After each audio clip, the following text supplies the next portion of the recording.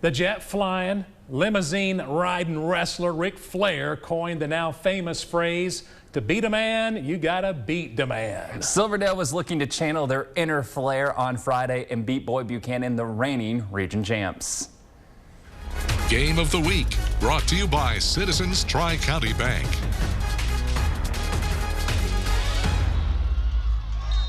Coach Fant enjoying the Boyd sidelines. Early first quarter, 0-0 Boyd to Houston Hicks to Brody Lowe. Hook and ladder to Bash Jones for the opening score. 7-0 Boyd, channeling that Boise State vibe. Second quarter, Hicks gives it all he got into double coverage. Hudson Womack is out there somewhere. Great grab, 14-0 Boyd. Later in the half, David Green on the carry, flips it to Darren Shannon on the reverse, and blockers are set up for Boyd. He takes the hit, stays in bounds and takes it the distance. 21-0 Boyd leaves. Silverdale tried to make it coming back to a game, but then Boyd got back into gear and win this one 41-29. On the Saturday overtime scoreboard at Brainerd and Tyner. This one was all Tyners. They win at 41-6. Knox Webb over CCS 31-14, the final there. Chat Prep way too much for Copper Basin, 66-0. And Loudon takes care of business against Hickson, the final 34-7. McCallie entertained one of the nation's top-ranked high school quarterbacks in Brentwood Academy's George McIntyre. The Eagle senior has already committed to play college football for the Tennessee Vols. Future Vols QB George McIntyre wanting to be seen blue by McCallie. Second quarter, 3-3 ball game, fourth down and play fake. Elliott rolls out and finds Ryan Larrabee, who finds a whole lot of room between him and the end zone. 10-3 McCallie. Say hi to the fans for me. Hello. McIntyre showing off the arm talent. Back foot off his receiver's hands and falls right into the hands of Joseph.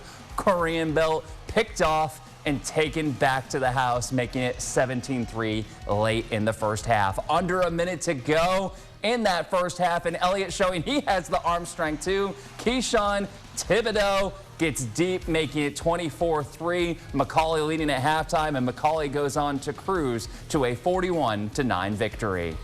Baylor was at home against Christian Brothers. Second quarter, Briggs Cherry, the play fake. He's still got the ball, and he's got a man with room in the end zone. That's Joachim Dodson, and that's a Baylor touchdown to make it 17-0. Looked like the route was on. Not so fast, my friend. 17-14 third quarter. Baylor needs a big play, and they get it courtesy of Cameron Sparks. How about a diving catch inside the 20-yard line? Hey, that's worth a second look. Talking about providing the proverbial spark. Next snap, David Gabriel Georges scampers 18 yards for 6. It's 24-14. Then here comes the other three-name Baylor back, Shakai Mills-Knight. I think they call this talent on this run. 35 yards to pay dirt. That was pretty. 31-14 Baylor. The route then occurred as Baylor cruises to a 45-14 victory. Back to the Saturday overtime scoreboard. Howard, they beat Sequoia 18-4. Sweetwater falls hard to McMinn Central 56-6, the final. McMinn County, they fall on the road to Oak Ridge 31-6, and Stone Memorial over Meigs County 35-16. If you see Ringgold play this season, you're bound to see a lot of free football. Yeah, that's right. The Tigers' last two games have gone to overtime, including a 6 overtime loss last week to North Cobb Christian. Ringgold trying to avoid the extra work on Friday against rival LFO. Chance Ponce leading the Tigers out. Whoopsie. Got to strap it on tight for your rival. Tigers score first. Jeremiah Frost goes in for the touchdown. 7-0 Ringgold. Ponce has that helmet on nice and tight this time, and he's busting some tight moves on the way to 6. 14-0 Ringgold. LFO then has a fourth down since they trail by 2 scores. Why not go for it? Darian Keefe looking. You see Malachi Brown streaking by. Talk about wide open. Brown scores to cut the lead to 14-7. We had some points in this one with Ringgold winning it 41-21. I just think Ringgold's happy that they don't have to play extra football. Notre Dame falls on the road to Knox Grace 42-17, and Walker Valley pitches a shutout against Ottawa, winning 35-0. Our Saturday overtime scoreboard continues with Whitwell topping Sale Creek 24-0, and Gordon Lee falling to Christian Heritage 35-20. Coming up next on Saturday overtime, Red Bank and Signal Mountain clash in a region showdown. When the games are over, the action lives on with high school football overtime. News 12's Rick Nyman and Brian Armstrong recap all the week's football scores and highlights. High school football overtime. Saturday at noon. Powered by Pioneer Metal Depot. Flat. Dull. Lopsided. Stepsisters. Deflated. Small. Non-existent. Boring. One was just bigger than the other, and it was Depressing to look at. Not pleasant. At Sono Bello, we're on a mission to help women feel more confident in their curves with our innovative approach to breast augmentation. Being a mom, you are always taking care of others. Now that I am an empty nester, it's time to take care of me. After I was done having kids, I really wanted to gain my body confidence back. And it feels so good to finally have that confidence. It's not really even a question anymore when I put on clothes. There's certain tops that's been in my closet for maybe 3 years, and now I can just put it on and not even think about it. After my procedure, I felt amazing. I was like, I want to go buy a bikini. I want to buy a hot tank top. I still have that same feeling today. For a limited time, get the best pricing of the year. Go to sonobello.com or call today. I'm often asked, how'd you become the largest injury firm in the world? The answer is simple. We've won a lot. Injured? Call Morgan & Morgan for the people. Kevin paid off over $12,000 in credit card debt with the help of Consolidated Credit. They cut his interest rates and lowered his payments so he could pay off his debt fast. Call 800-257-8488 for a free consultation. You're watching News 12. This is the place for local news.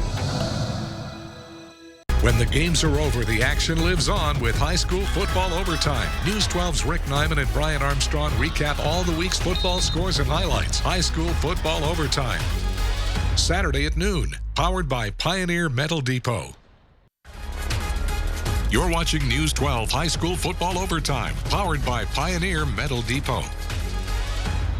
Signal Mountain is off to a perfect start this season, 4-0. The Eagles have already soared past their victory total from last season. On Friday, Signal Mountain was looking to soar past Red Bank. The Eagles haven't beaten their rival in a decade, 10 years. Since it was a rivalry game, time to yell, everybody.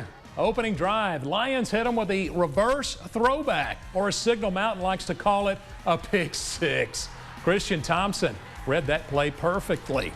He goes roughly 70 yards on the return to make it 7-0 Signal Mountain. The Eagles, they've already got the glow. Lions running back Josiah Featherstone has the glow and go. Next series, he gets loose for a nice run all the way to the Signal 7. Next play, Featherstone again, this time in traffic. About a nice stretch right at the goal line for the touchdown. Hey, we're tied at 7. Red Bank bringing the heat on defense. Micah Hardaway clobbers Cash Keene. The Eagles quarterback stayed down for a bit, but he did stay in the game. About 40 seconds before halftime, Lions quarterback Logan McGinnis, the rollout, let it fly. And he connects with Caden Lovelace for the touchdown, made it 17-7 Lions at halftime. Red Bank goes on to win it by a final of 24-13. We head to the Saturday overtime scoreboard presented by Lee Roofing, with Rockmart topping Kahala Creek 35-7, and a rough outing for Dade in this one as they fall 45-0. Continuing on with the Saturday overtime scores, Dalton still looking for that first win of the season as they fall out 42-29, and Heritage ekes out a 3-point victory 24-21 over Ridgeland. Now, you've seen this play before, but it needs a replay for our defensive play of the week. Defensive Play of the Week, brought to you by Chattanooga Exteriors. Now, a lot has been made for George McIntyre and him heading to Tennessee as the future Nico replacement, but this play will live in the memory of Joseph Corenbilt for a while. He'll always have this memory to look back on.